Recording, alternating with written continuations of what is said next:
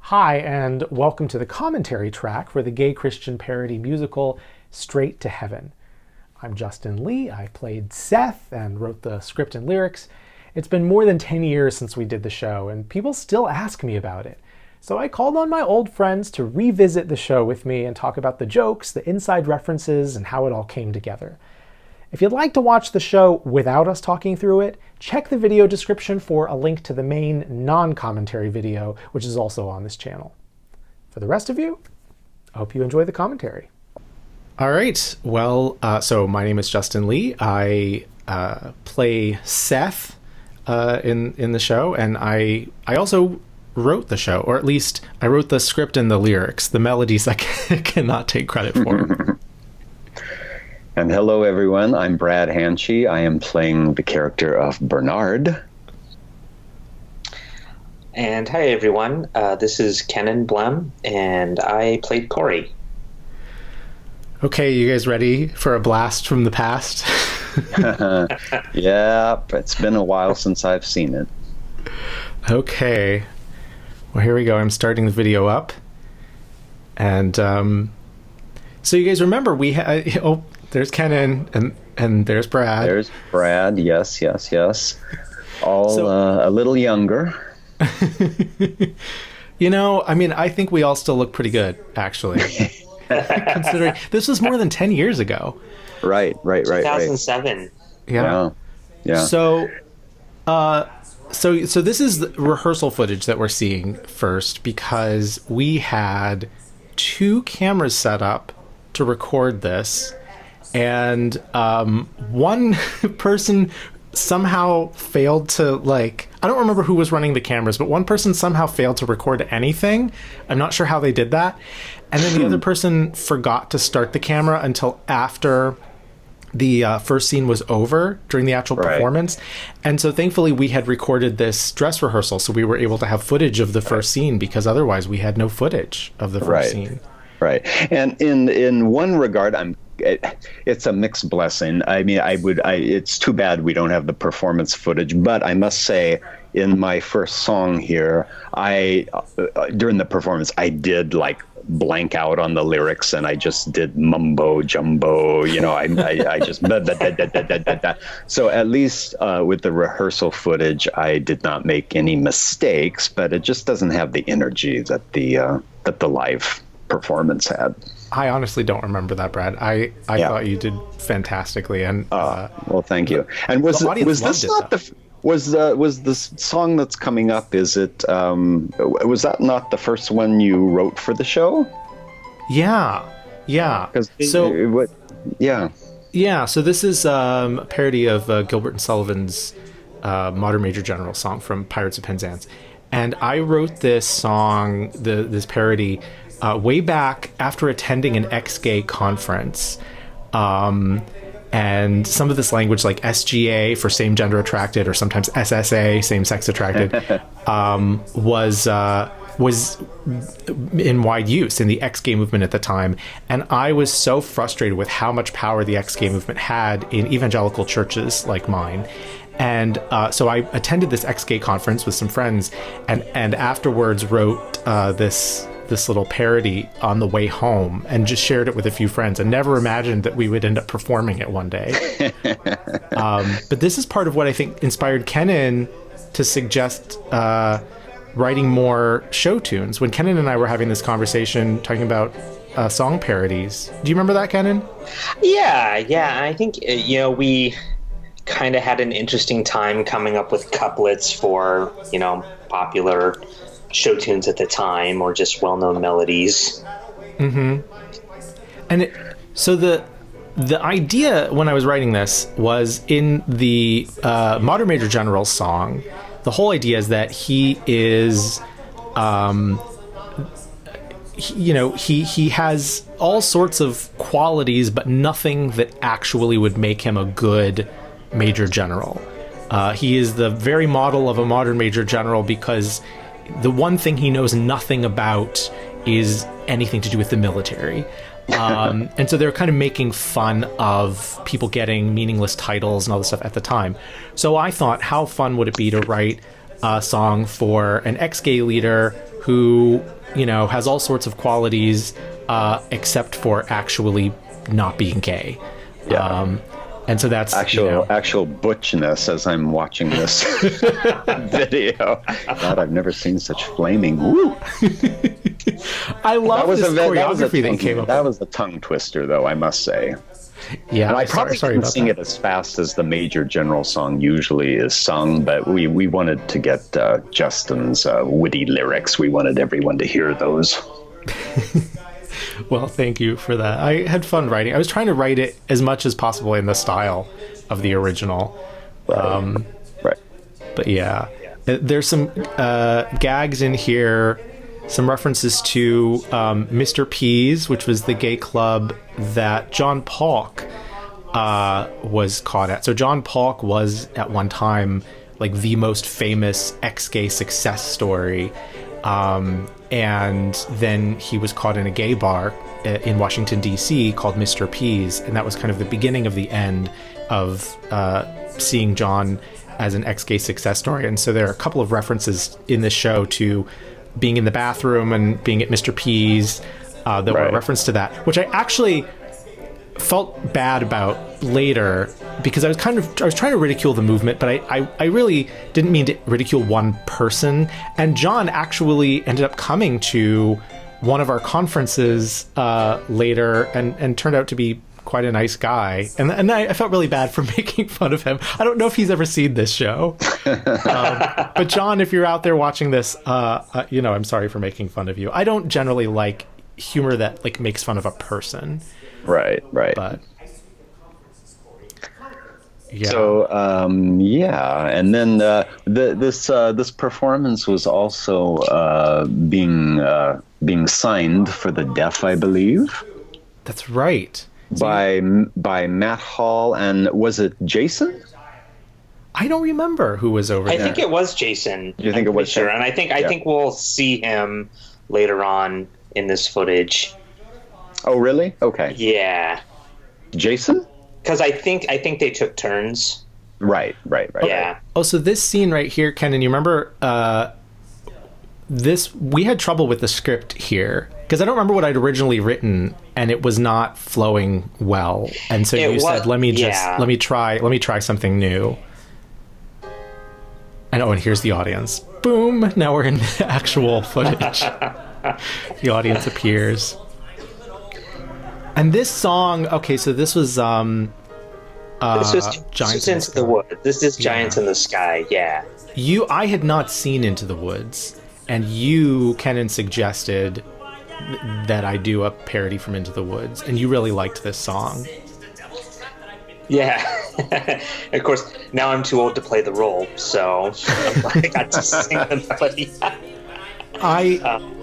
I tried as much as possible with the different songs to write in the style of the original, but trying to write in the style of Sondheim was just, that's not going to happen. So I just tried to do as much wordplay as I could and move on. Right. Well, you got the rhymes right. Yeah. So. And what were you saying about the scene before it, Justin? It wasn't going well, but then what happened to turn it around? So, well, I think Kenan just said, let me experiment, you know, let me play around with the dialogue here, and just came up with something that worked. Oh, okay. But I remember that one scene, what we ended up with, you know, actually during the show was not what I had originally written, but it worked really well. Right. Yeah, and I feel like we were really discussing, I guess, specific words. I don't know. That's pretty much what I remember. It's like, you know, I don't think that term's correct, or that just doesn't feel right. I think. Well, that's one of the beauties when you're like originating a role. It's like it's not set in stone, so you can you know, make changes and whatnot with the author's approval, of course. So a little backstory on this. Kenan and I had written the Major General song before, years earlier, the next gay conference. And then Kenan and I were talking about song parodies. I was sharing bits of the song parodies that I'd written. And he was like throwing out other show songs for me to parody. And so I started coming up with a bunch of different ones that were relevant to being gay and or Christian. And finally, you know, as we were talking about this, we had this conference coming up, and I said, oh no, here comes my character's entrance. Okay, wait, I'm gonna pause my story. I want to say something else here. I want to say something about this word, because my character says fag a lot. Oh, and there goes my mic. We had to ad-lib. You handled that well. Some technical difficulties. Yeah. So I want to say something with the word fag that my character uses, because I think it doesn't necessarily make as much sense to people now who don't remember this. But you guys remember, like, at one time, during the Will and Grace era, and like still at the time we were doing the show, there was a kind of a culture where a fair number of gay men used the word fag to try to like reclaim it, and I really hated it. It bugged the heck out of me, and so I was sort of trying to skewer that by having my character use this word so much, because I actually think it's a really like unpleasant word. And now it's like the one thing I wish I could go back and change in the show, because it's like it feels out of place now, I think, to go back and watch it. But do you guys remember that, like the overuse? I don't. No, I can't claim that I remember that. No. Kenan? For me, I don't remember. I don't know if I'd characterize it as a movement, but I did witness some of that going on in terms of reclaiming the word or something like that. But I think it still definitely fits for 2007. So back to your story, Justin. So, you were writing all these parodies. I was writing all these parodies, and we knew that we had this conference coming up, and you know, as the two of us were talking, somehow the idea just, you know, came up, like, what if we did... Well, actually, I think the original conversation started because we were trying to think of a fun song parody we could do at this conference. And then, you know, somehow the idea morphed into, what if we actually did a whole bunch of song parodies and like made them a whole show? Right. And and so we did. And Brad, I didn't really know you, but Kenan did. And so then I said, we need someone to play the ex-gay leader, and then Kenan recruited you, and I'm so glad he did. You guys are the best. And you guys carried me musically, because I am not a singer, and know very little about melody, other than just kind of like, you know, what I can hear in my head. So you guys like helped make up for my lack of experience in musical theater, and I'm so grateful for that. Well, I think we knew we were in good shape on that first rehearsal, where we had the rehearsal pianist at Brad's, and you sang your songs. We all met in California, because Kenan lived in Colorado at the time. Justin lived in Raleigh, and I lived in San Jose. So we had to find a way to rehearse. So those two flew out for a weekend, and that's all we did. Yeah. Practice. It's amazing. We actually had very little practice. Like very little rehearsal time before this show, and nobody knew we were going to do this show. We had kept it a secret. Right. And so when you guys came out and started singing and doing all this stuff, it was a total surprise to everybody. And we hadn't expected to like have this be a thing online or anything, but we recorded it for posterity and then eventually uploaded it to YouTube, and you know, the rest is history. Yeah. So I remember a GCNer coming up after the show, and she's like, you know, she was raving about the performance, and she's like, I was freaked out coming into this, because all I heard was skits at a conference, like church skits at a conference, and she's like, that's not what I wanted. So. So there, Yes. we just missed my dated Ashley Simpson reference. Oh, When she yeah, did yeah, when like Yeah. her music I remember failed on that. SNL, I think it was, and then she did a jig, and now no one will know what that joke is about, except I've just said it. So yeah. I am not sure. I think we maybe just passed also the part where my character makes fun of how you're dressed, Kenan, which Oh, yeah. is so funny because originally my character was going to have a more like flamboyant costume, and then we had all these issues at the last minute. You guys remember with the like mics weren't working, and we were so afraid that the mics weren't going to work in time for the show to start. And somebody thought that because I was wearing some like metal stuff like on my belt and whatnot, and somebody thought that that was like interfering somehow, which is ridiculous, and it wasn't. But we didn't know. We were trying anything to get the mics to work. So I ended up with not much of a costume. We did we did the show one more time later where I had a more outrageous costume. But I think it's really funny that my character makes fun of your character for how you're dressed, and I actually think you're probably dressed better than my character is. And what's not reading on the video is you had beautifully painted fingernails, Justin. Do you remember that? Yes, we wanted Seth to be as Like outrageous colors as possible. of Easter egg colors or something. It was no. What I did was I went to one of those like stores that like caters to like teen and preteen girls, and bought You went to Claire's? yeah, like Claire's. I bought fingernail polish in all the colors of the rainbow, and I had to get one of the women at the conference to paint my nails. Because I had never painted my nails, and so each nail was a different color, and it was like pride colors, and you know, not something I would ever do, but it felt like right for the character. And I had body glitter, and we just wanted him to be as flamboyant as possible.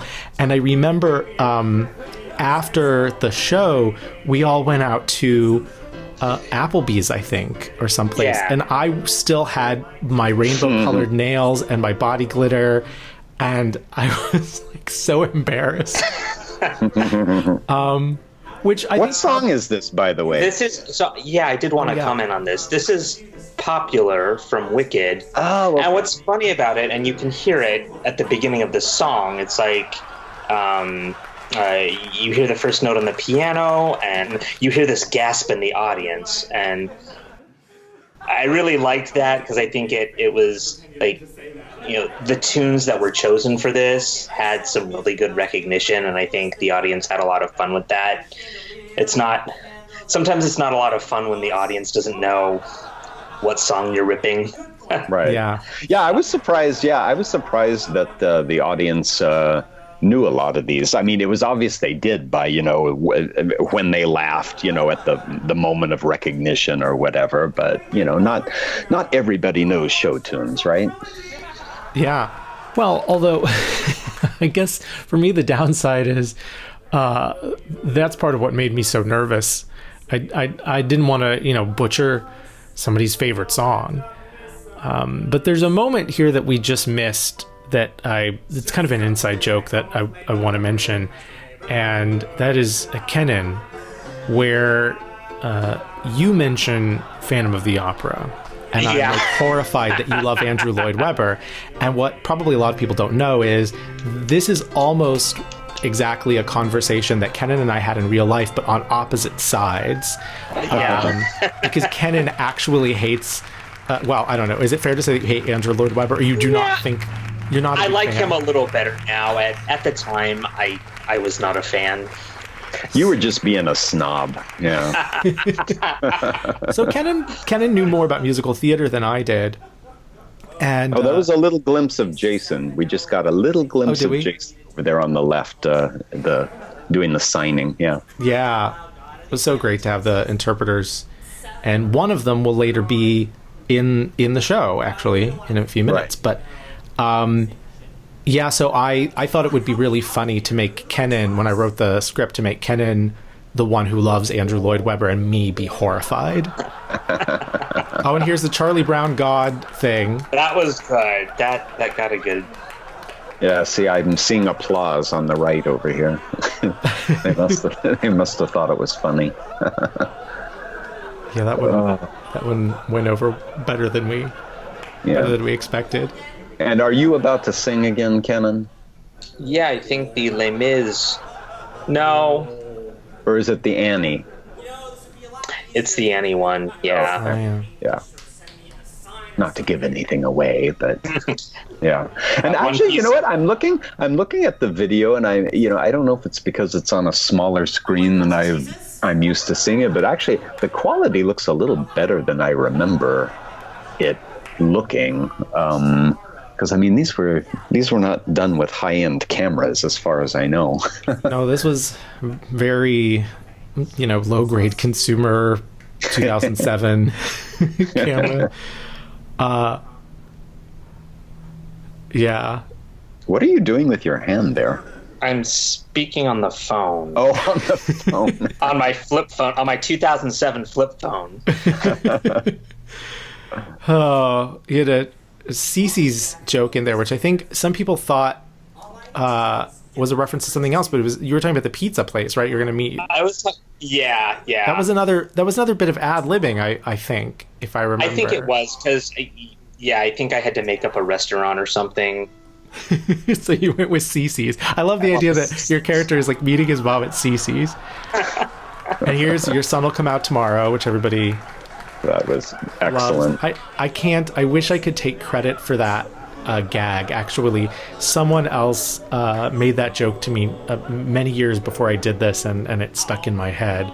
And everybody thinks I'm so smart for having come up with Your Son Will Come Out Tomorrow, and I wish I were, but yeah. And even though this is a funny show, I mean, the issues here that we were dealing with are real things that many of us have been through, feeling kind of torn, not accepted in the conservative Christian subcultures that we grew up in, and then not accepted, in sort of the LGBT world, or kind of the particular gay subcultures that we interacted with. And so like I felt like when I was writing this, even like Kenan is playing this character, but I feel like very much a lot of the things that the character goes through are things that I actually went through. Right. But it was kind of fun to get to play the villain, or one of the villains, rather than the main character, because I think I had such a straight-laced reputation, and being able to like paint my nails and be ridiculous was kind of fun. Right. And I think, what I really like about the final product is that I think anybody in attendance at the conference that day probably could have seen their story on stage at some point, or in some way seen themselves reflected in one of the characters or a moment, which I think made it really good for attendees. And here's the Les Mis parody. Les Mis, One Day More. Is there more than one Les Mis in this? I can't remember. Or is it just this one? I think it's just this one. I think it's just this one, yeah. I think Wicked is two. Yeah, Wicked has two. I don't know if there was another melody on the short list from Les Mis that maybe you were playing with Justin. There's one that ended up in the other show that we did years later. But I don't think there was another one for this. I mean, there were lots of songs I considered and then threw out, when working on this. But this always gets a good laugh, like when people watch this. One Day More. I didn't expect it would be as popular with people as it is. And you guys are just like, it was so much fun to like have the three of us on stage together. Right, because at this point the Les Mis movie hadn't even come out, but people, I guess, did know the songs. And there you are. Yeah, very heightened, exaggerated characters. So, rather than just dealing with kind of a slightly sex-obsessed gay male subculture, my character is like only about one thing, and just trying to get into Kenan's character's pants through the whole show.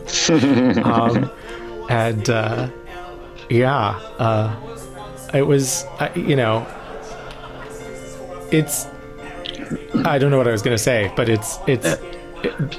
I was playing with, when I was writing the show, like, because this is a Christian conference, like, you know, I didn't want to cross any lines. I didn't want to make anybody uncomfortable. It was sort of like I wanted the character to be funny. So how do you know, play with this idea of like this hypersexual subculture without actually putting anything in the show that's going to like offend anybody? But yeah, I think one of your better bits is coming up. I've got a really big laugh at the end of the song. Oh yeah. I don't know exactly when it comes, but I think it's coming. So there's a line in there. One of them once dated Ellen, which is a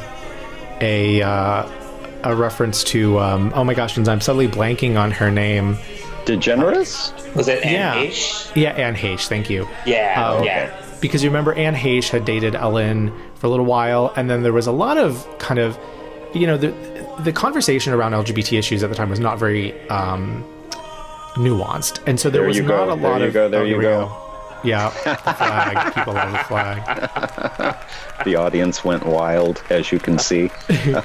There was not a lot of recognition of like bisexuality or any kind of like orientation fluidity at, you know, in popular culture conversation about sexual orientation. And so you know, Anne Heche had like dated Ellen. She had dated men before, and then she dated Ellen, and then I think, you know, went back to dating men, and so there was this perception that some people had that she was kind of not really, you know, this like fake gay, like gay for the sake of publicity, which I think wasn't a fair assessment. But that was, you know, your character, Brad's, was like your character's take on it. It's like, oh yeah, she used to be and now she's not, so she's an ex-gay success story. Yeah.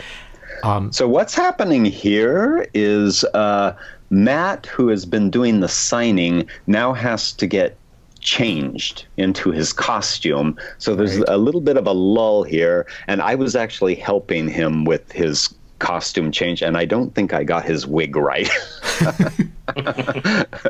So we'll pause here and we'll let Matt come in and say a few words. Yeah.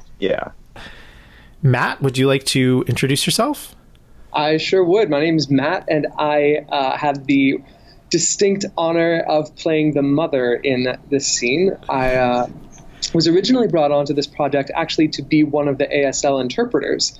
And so I got the script in advance and was learning the parts so that we could cover all of the parts in the show. But I got roped into being a character when the actor who was originally supposed to play the mother couldn't come. And so Justin, since he knew that I already knew the show and he knew that I had some theater background, asked if I'd be willing to step in, and I jumped at the chance. So this is actually my drag debut. I loved the idea of having you be in this like very kind of outrageous character, because also, like, I think you, like me, had a reputation for being fairly straight-laced and conservative within the organization. Yeah, I was one of the leaders of the Side B community at the time, and so I think that was an extra. You can hear Dennis and some other people kind of guffaw as they see who's playing this role. Yeah, and so I enjoyed when I wrote this. Your character says homosexuals. That's how it's written. The misspelling is intentional. Homosexuals. That's just her unique way of pronouncing it. I remember asking you about that actually, and because I figured that gave me a hint about the kind of dialogue, the sort of accent you wanted. And if I'm remembering correctly, you sort of based this a little bit on some of your family members' accents. Well, so I should say, like, this mom is nothing like my mom was in real life at all. This is not even a caricature of my mom. It's nothing like my mom. But I sort of based her on different moms I've known. But I do come from the South, and I have a lot of family members who have Southern accents, and so I loved the... Did you have trouble with the accent for this character? Only for a little bit. I remember, I think we talked on the phone one time, and I wanted to run some stuff by you, and you gave me some examples, and hearing your version of things sort of helped me get into the right zone. So that But yeah, I'm not especially known as a character actor, but it was a fun challenge. Well, you are a great singer, and I appreciated the talent that you brought to the character. And the moment we just missed where she's like, "Oh, and can I? I'm going to do it in a song. Can I have a seat?" It was like you hit that just perfectly. It was hilarious. So, okay, tell me about this costume change, because you're out there interpreting, and then you have to change into this ridiculous costume. I think we found, I think Kenan and Brad and I maybe found these this outfit at like Goodwill or something. Yep, absolutely. Yeah, it was a rainy day, and we went shopping for ugly pieces. Oh, you were there with us. I didn't even remember that. Oh, okay. But the viewers are now wondering why on earth is he wearing a t-shirt under that dress. It's because I had a very limited amount of time to go from interpreting to actually performing. And then this moment we just missed right here at the end of my song. As I sit down, you may also start to notice my wig receding farther and farther back, and I can feel it about to fall off at any time. So there's some point I'm going to reach up and adjust it so it stays at least remotely on. But that was a pretty close call. There we go. That's hilarious. I never noticed that as many times as I've seen this. Oh my gosh. I really enjoyed this. Anything else? This scene's wrapping up. I'm going to get back to Kenan and Brad, but anything else you want to share while I've got you? Just that playing this character was also kind of emotional for me too in a different way. You said this character is not at all like your mom. She is a little bit like mine, and so that's where I found some of my other inspiration. Thanks, Matt. Thank you. It's been a blast. Great job, Matt. Great job, Matt. So Kenan is doing... Oh, Kenan, I want to hear about what's about to happen here in a second. And then, of course, Matt, who didn't get a chance to rehearse this at all, without thinking, left the pocketbook there on stage. And so he was supposed to take it with him. But yeah, you'll see me towards the end of this song come on stage, and I will play around with the purse because I didn't know what to do with it. So okay, this moment right here. So this is Dennis, who I think we all knew. I did not know that you were going to do this, and people have asked me ever since, did Dennis know? Was Dennis in on this? And I don't know, because I was not. Whatever was happening, I don't know. So tell me, what's the story of this? So I believe, I was trying to figure out what I was going to do blocking wise for this song, because I didn't want it to be another thing with just me on stage. So I was like, what could I do? And so I think what I told Dennis, I didn't tell Dennis, basically I told Dennis that he needed to be available and that he might get pulled up on stage. And I think that's basically the story. And that's all you told him. Well, and then I asked if he could catch me or if he could lift me. So right, yeah, I thought that had to have been planned, him catching you, but I knew nothing about this until it happened. So, but there was nothing rehearsed. So this was, pretty much improvised, I think. Yeah. Jazz hands. Jazz hands. Oh, and Justin, you just threw the purse off stage. I didn't know what else to do with it. Mention that. It's like this is the first time I'm actually realizing that the purse was left on stage. Yeah, I'd never known that either.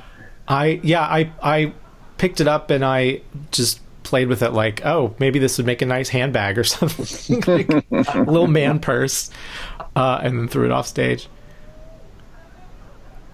And this is so what's happening here? Seth realizing that Corey has not come, or that Corey just came out to his mom and is very excited about it and doesn't recognize how painful this is. I said when we weren't recording, I said earlier to Kenan that I think that you did such an amazing job of conveying in that earlier scene with the mom character the emotion, both finding a way to bring out the pathos in this scene as well as allow people to still be laughing at the show. And I think that's a really tough thing to do, and I think you did it so well. So well, thank you. So is another number coming up? Yeah. There's always another number coming. It's the Does anyone remember? It's the Little Mermaid number, I think. Oh, yeah. okay. Okay. Yeah, because That's Justin's song, right? yeah, that one and Popular are really the two big. Oh no, and also I got the Favorite Thing song later. Yeah. That's right. There's more to come. Yeah. Stay tuned. But it's, this was a lot of like how kind of a heightened version of my experience coming out in the gay community, where there were a lot of people who were like wanted nothing to do with anything religious, and they were very interested in getting some, but not very interested in like helping me actually work through the theological challenges that I had, and didn't really understand why I couldn't just sort of write off my parents or whatever, why I still wanted a relationship with them and everything. So I kind of channeled all that into this character of Seth. But I remember this song that's coming up, where Seth tries to convince Corey that very unhappy about the idea of Corey being celibate. Seth tries to convince Corey that maybe it's a good thing for them to be together, and his ultimate goal is again to get some, but he tries to convince Corey that maybe if you witness to me, if you're let's talk about this religious stuff, not because he cares about it, but just to get close to him, which is really kind of awful. And I remember when we rehearsed this song at Brad's place with the pianist who was there, he sort of made a comment like it wasn't clear to him that this song was satirical, and like I think he thought that I was trying to write a nice happy song about like evangelism or something. No. And I was really disturbed that like he thought that this is what I thought was really healthy approach to evangelism. He was oh yeah, that's really nice. I'm like, no, it's not nice at all. He hadn't seen the scene that set it up, I guess. Right, yeah. of course. Of course. Because that California rehearsal, I think, was all music. I don't know how much blocking or we did all the blocking. Yeah, because I don't think we had Bob the pianist for more than a day, and so we worked music one day, but then we did have to kind of stage it and figure out who's do I come on from this side or that side, or no. Yeah. We blocked it. We had to have. Yeah, I mean, it was fairly minimal though. Like we did not spend a lot of time on the choreography. Now you guys spent some time on the choreography for a song that's coming up later that I didn't know that's about right. until you. Yeah, that was just a little bit though. Yeah. But yeah, oh my gosh. So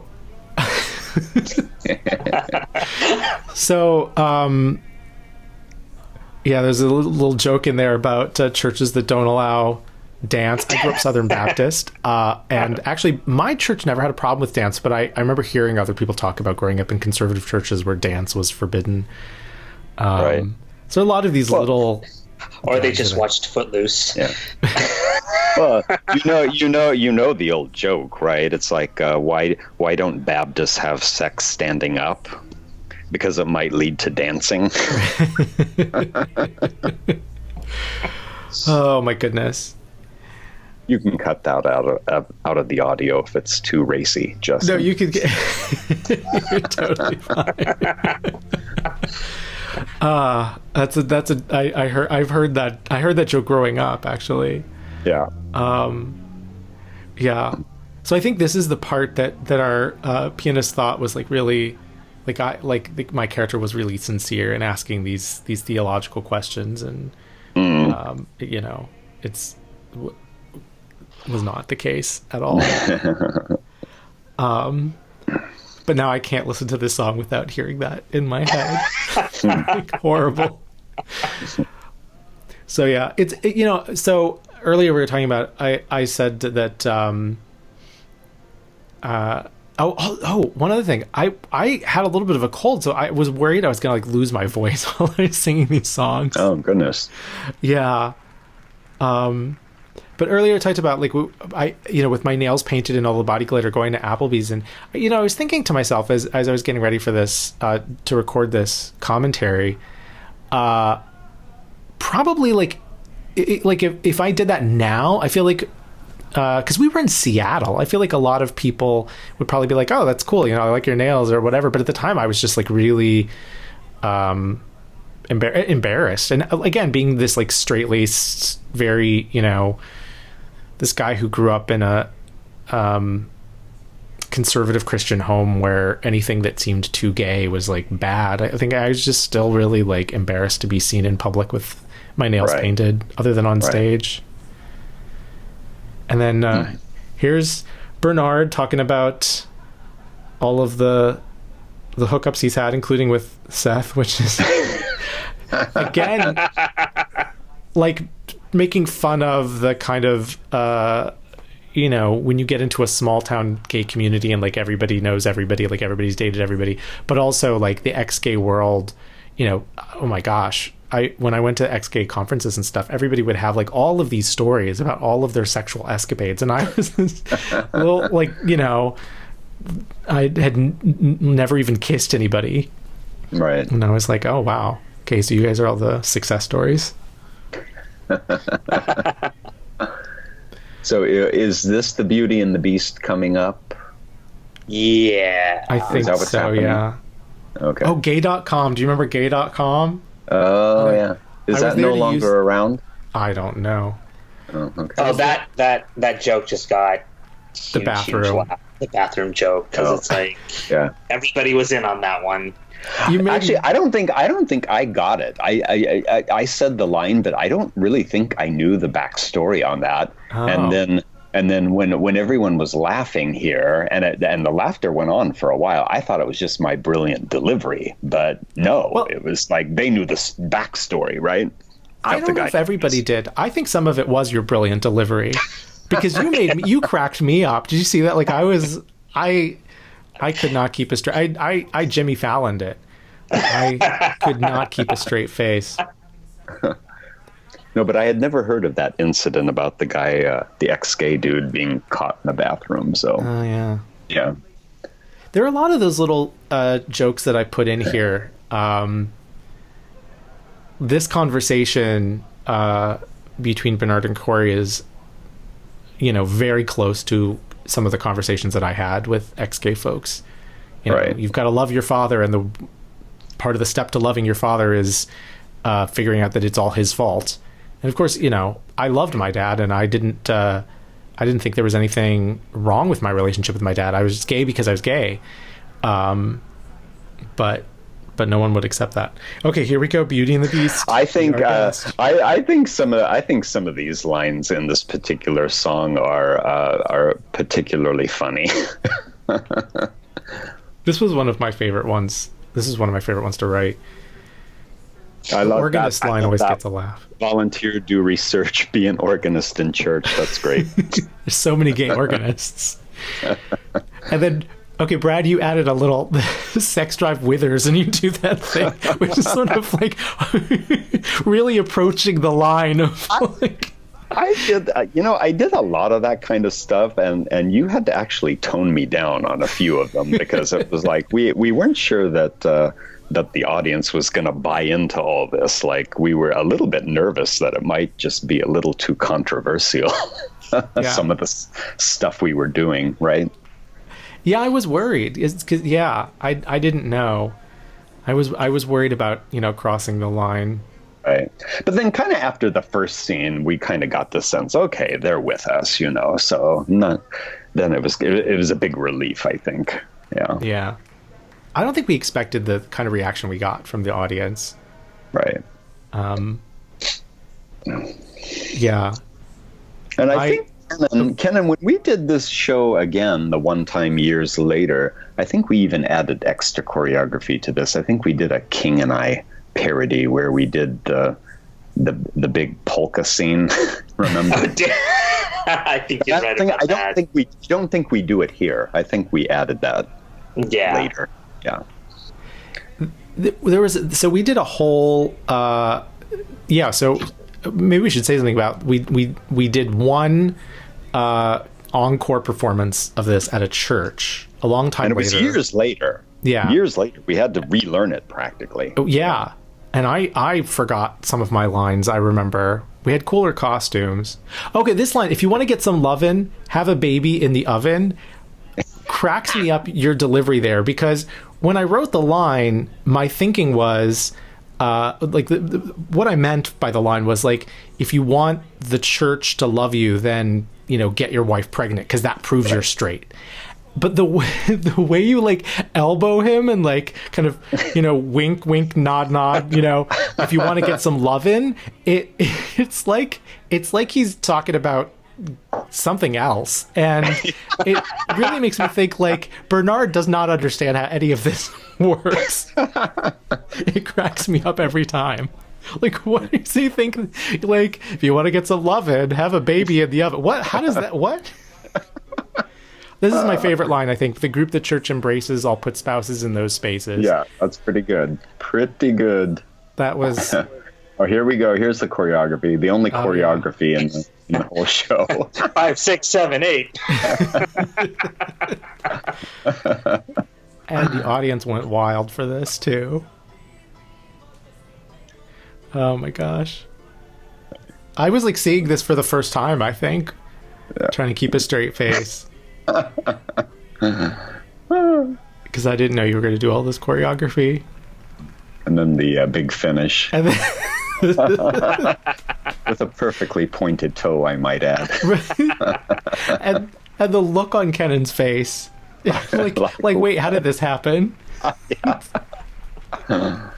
Oh, my goodness. Just instinct, I guess.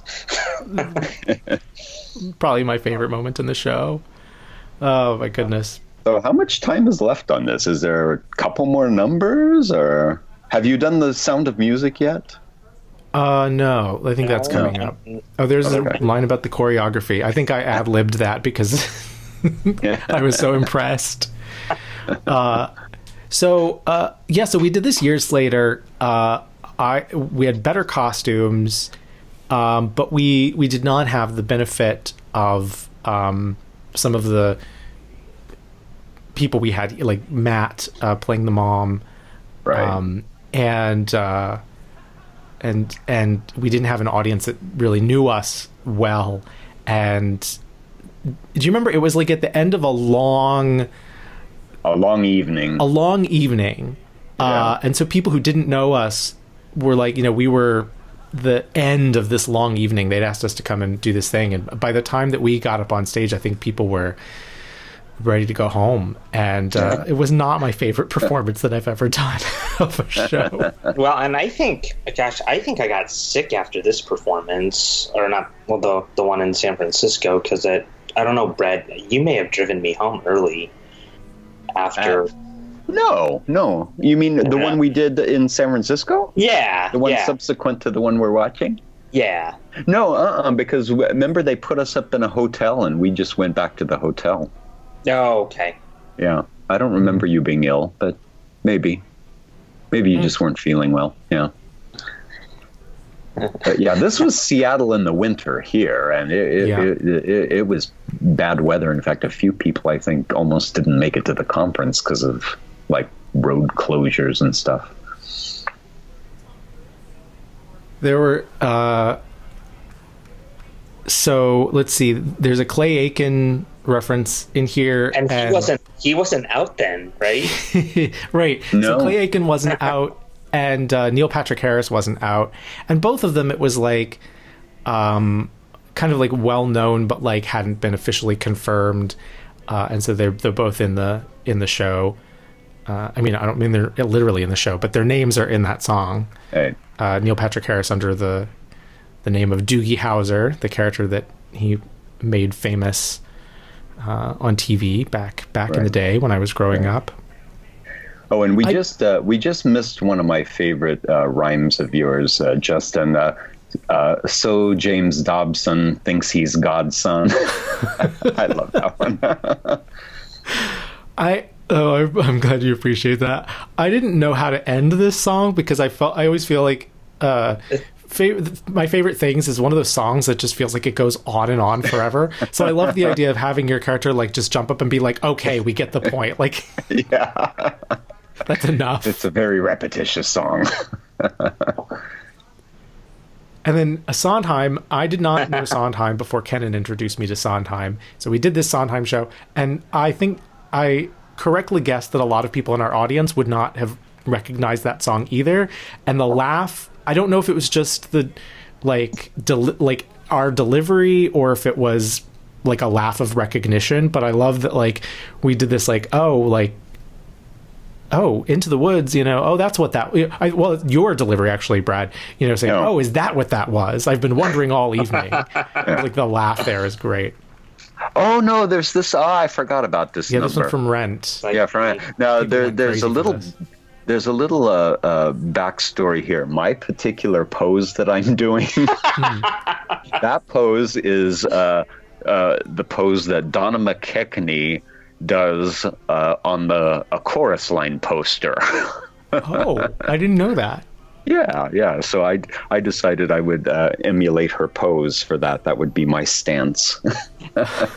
And several years after this, you got to do that pose with her in person. I did.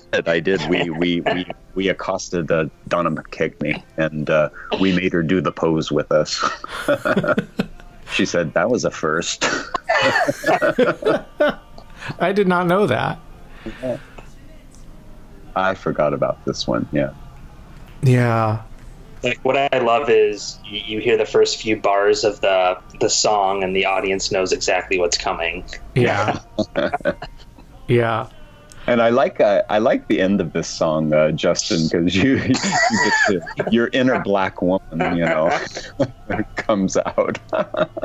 I was honestly, like, no kidding, I was super nervous about doing it. I was nervous about singing it all on stage because I'm not a singer. I mean, I think I can carry a tune okay, but like I'm not a singer. But I rationalized in my head. This was my first time ever singing, you know, by myself on stage. Wow. Was this show. Like I'd sung a little bit like when I was a kid, like in like a, you know, school like chorus kind of thing, but I'd never sung, you know, like this. And so I was super nervous about the singing, but I rationalized to myself, you know what, it's a comedy, and so if I sing badly, that's okay, because it's not trying to be great, it's just being funny. And also, who's going to see it besides the people at this conference? And of course, it goes on YouTube and gets tens of thousands of views. And I haven't visited the YouTube. I haven't kept track of, you know, what the comments have been, or how many views, or how many likes and dislikes, any of that. Well, the organization that I was running at the time when we did this thing, I'm no longer there, and they, I think, pulled the whole thing down. Oh, okay. Okay. And so I don't think it's been on YouTube for a little while. So actually, after we record this commentary, I'm re-uploading it, so it'll be back to like 0 views and 0 comments. But yeah. You know, this is how Miranda Sings started. If we do it again, so how will people hear the commentary from a website kind of thing? It's not a DVD, right? So this is going to be, there are going to be 2 versions of this video on YouTube. I see. And so one of them will be the original soundtrack. And YouTube doesn't, at this point, allow you to have like switch the audio up. You can switch captions up, but not audio. So I see. This is, I feel like this is a lot of people I know. Like, oh, I have high standards. What are your standards? Well, he has to be cute. That's that's about it. All else goes out the window at that point. Oh boy.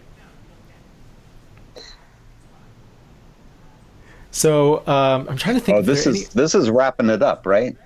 Yeah. I felt so bad about that joke. Fishers of men.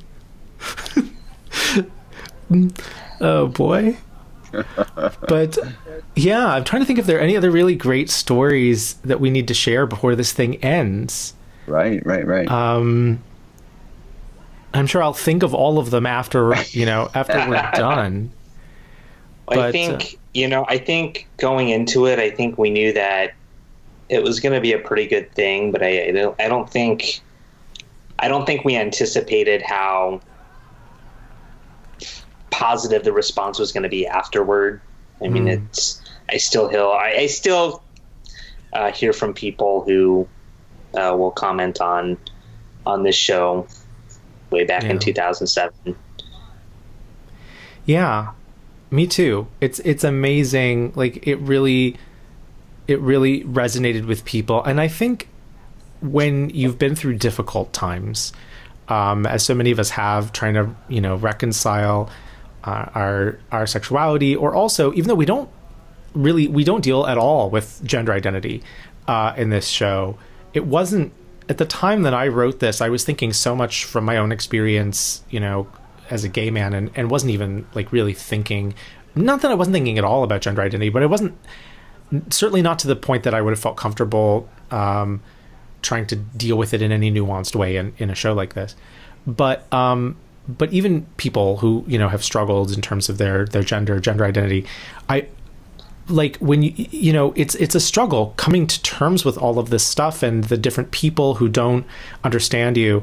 And I think when you can deal with it with some humor, it's healing in a lot of ways, being able to laugh at yourself and at what you've been through. And here's our last Wicked song. Yeah. The only thing I remember about this is there's one point where there's a little bit of a pregnant pause, and it's because it's supposed to be my line, but I didn't remember that it was my line, and so it takes me a minute to realize, I'm supposed to say something here. And I was hoping Justin would cut out that silence on the video, but there was no editing of this. Well, there wasn't any way to edit it without another camera. Right. Well, and when when I watched it again, it's like the pause seemed longer on stage than it actually was. Right. So. Well, at least you didn't throw your mic onto the stage like I did. I had struggled to get it clipped right on my jacket because we were making all these like changes to the costume at the last minute, and literally like there was time for the audience to come in, and we were still like, are the mics working and whatever. And so like I went back in the back, and nobody, because I didn't want anybody to see me in my getup until I came out on stage. And so like I'd clipped everything on, and then I rush out, and then boom, right down on the stage. We should probably do a shout out to Stephen Fennell, who was our pianist for the performance. Oh, he was fantastic. So fantastic. And I don't think you ever see him, though, in the video. But hey, Stephen.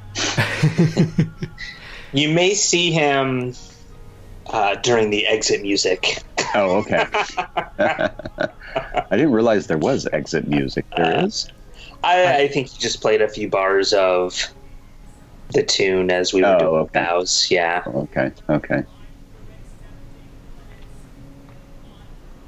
Yeah. And I think we were all pretty pleased with, you can't see it in this video, but we kind of had to put together our backstage areas on both sides of the stage.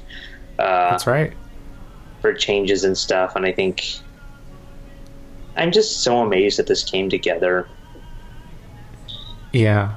I mean, because this was, compared to the conferences we did later, this was a very small conference, and we didn't have a lot of fancy equipment. We didn't have, our backdrop is an exit sign. Yeah, I think this conference had about like 160, I think, is what I remember. 160. Yeah, that sounds right. Yeah. Oh, there was that pregnant pause, I think, right there.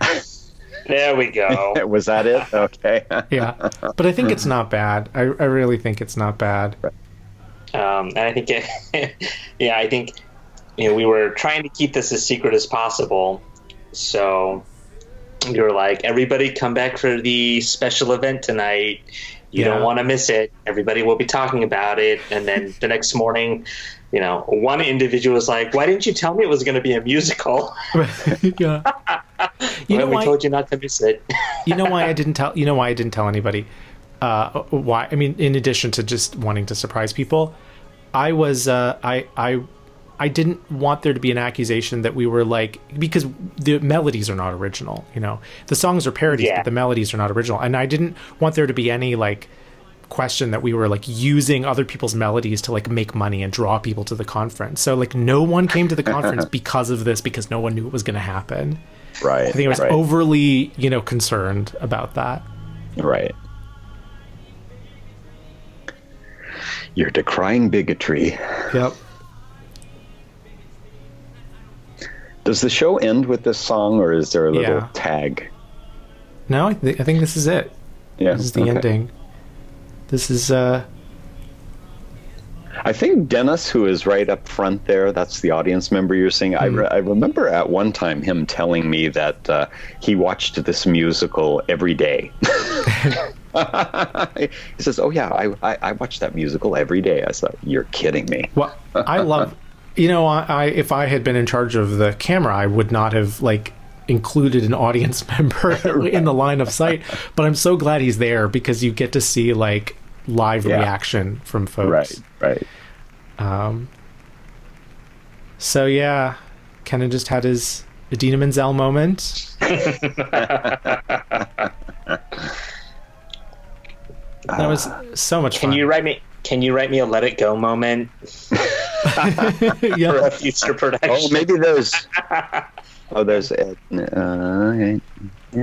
was. Well, this was fun to look at this again after so much time. Thank you guys for joining me. This is I've really enjoyed this, and 10 years from now we'll do another show. I better not say that. Somebody will hold me to it. So you'll be like, when are you going to do another show? Oh, boy. Well, thank you both. And hopefully I get to see you in person again soon. And thanks everybody thanks everybody for watching.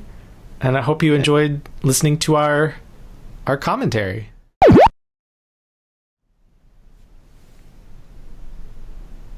Woo! Bye.